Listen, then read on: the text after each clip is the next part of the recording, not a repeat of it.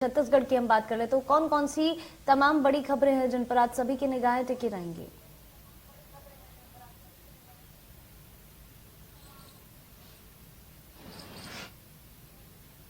यहाँ पर देर रात तक यहाँ पर कार्यवाही चली और अब सोमवार तक के लिए कार्यवाही स्थगित कर दी गई है। तो आज मुख्यमंत्री भूपेश बघेल स्थानीय कार्यक्रमों में शामिल होंगे। आज 12:15 बजे वह रवाना होंगे मुख्यमंत्री निवास से और सीधे कोटा के जो विवेकानंद विद्यापीठ है वहां पहुंचेंगे। वहां के स्थानीय कार्यक्रम में शामिल होकर वह मुख्यमंत्री निवास पर लौट आएंगे। मुख्यमंत्री निवास पर वापस आने के बाद दोबारा 2:50 पे वह रवाना होंगे कृषि विश्वविद्यालय के लिए, जहां पर आज अंतर्राष्ट्रीय कृषि किसान मेला और प्रदर्शनी लगाई गई है, उसका उद्घाटन करते नजर आएंगे। तो इस तरीके से वह 4:50 पर वहां से रवाना होंगे और मुख्यमंत्री निवास पहुंचेंगे। आज यहाँ पे अंतर्राष्ट्रीय मेले का जो आयोजन किया जा रहा है वह उसमें प्रदर्शनी सह किसान सम्मेलन, जिसमें प्रदेश भर से 5000 किसानों को जुटाने की कवायद की जा रही है और उन्नत खेती उन्नत कृषि को की प्रदर्शनी वहां पर लगाई जाएगी। तो एक तरह से एक बड़ा अहम कार्यक्रम माना जा रहा है, क्योंकि जिस तरीके से छत्तीसगढ़ सरकार किसान हितैषी मानी जाती है,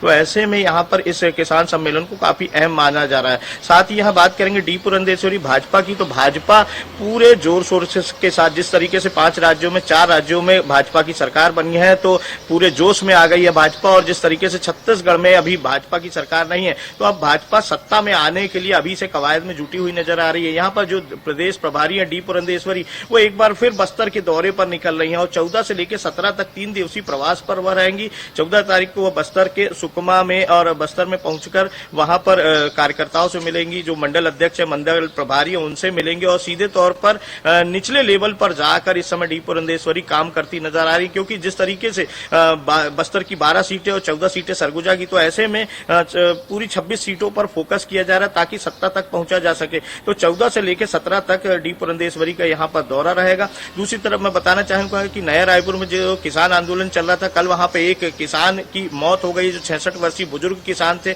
उनकी मौत हो गई है और मुख्यमंत्री ने उनके भूपेश बघेल ने उनकर की निधन पर गहरा दुख व्यक्त करते हुए 4 लाख मुआवजा देने की घोषणा की है। जी बिल्कुल अमित, इस किसान आंदोलन की बात कर लेते हैं। जिस तरह से आपने बताया कि एक किसान की वहां पर मौत हो गई है, मौत का कारण क्या कुछ रहा और क्या क्या मांगे वहां पर किसानों की है आंदोलन को लेकर?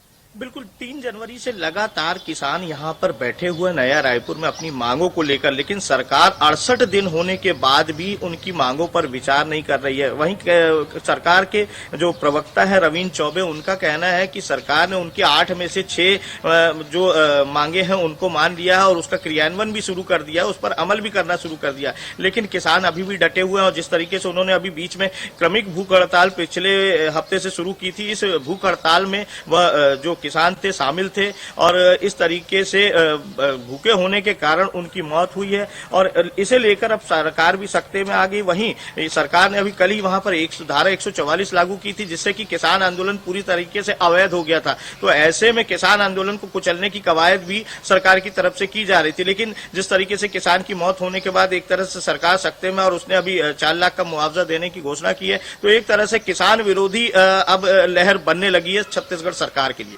जी बिल्कुल अमित, देखिए 4 राज्यों में बीजेपी अपनी सरकार बना चुकी है, इस बार कांग्रेस का खाता नहीं खुल पाया। ऐसे में छत्तीसगढ़ में जहां कांग्रेस की सरकार है, वैसे भी छोटा राज्य है, ऐसे में अगर किसानों के खिलाफ सरकार इस तरह से जाएगी, अगर उनकी मांगे पूरी नहीं होती, तो उसको जनता किस तरह से देखती है आने वाले चुनाव को लेकर?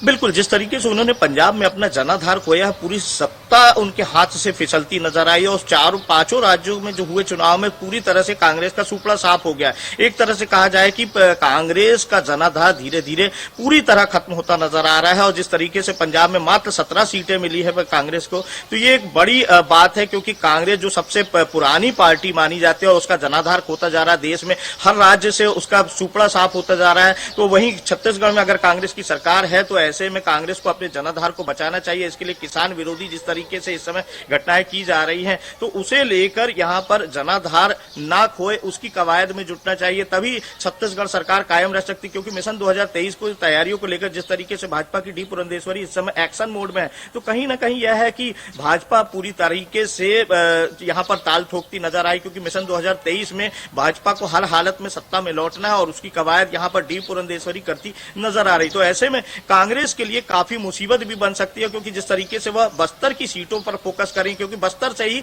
जीत का रास्ता तय होता है छत्तीसगढ़ सरकार का। तो ऐसे में बस्तर की सीटों पर भाजपा का जो फोकस किया जा रहा है, निसंदेह वो कांग्रेस के लिए एक सिरदर्द बन सकता है।